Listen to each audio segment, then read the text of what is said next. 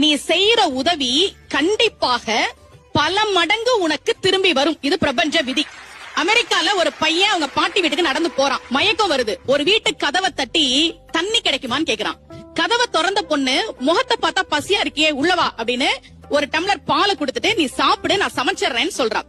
இல்ல இந்த பால் போதும் நான் கிளம்புறேன்னு சொல்லிட்டு அந்த பையன் கிளம்பிட்டான். பல வருடங்கள் கழித்து அந்த ஊர்ல ஒரு பெரிய நோய் பரவுது. மருத்துவமனைக்கு நிறைய பேர் சிகிச்சைக்கு வராங்க. ஒரு பெண் வர்றாங்க, நோய் முற்றி போய் வராங்க. மருத்துவர் பார்த்துட்டு நான் குணப்படுத்துறேன் இவங்களன்னு சொல்லி சிகிச்சை கொடுத்து குணப்படுத்திட்டார். இந்த பொண்ணுக்கு லாஸ்ட் நாள் அந்த ஹாஸ்பிட்டல்ல இருந்து கிளம்பணும். பில் எப்படி பே பண்ண போறோம்னு தெரியல. கண்ணீர் வழிய எவ்வளவு பில் வரப்போதோ அப்படின்னு அவங்க காத்துட்டு இருக்காங்க. பில் வருது.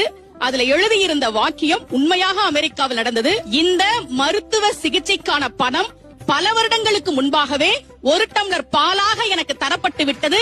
இப்படிக்கு மருத்துவர் ஹோவர்ட் கெல்லி என்று எழுதப்பட்டிருந்தது.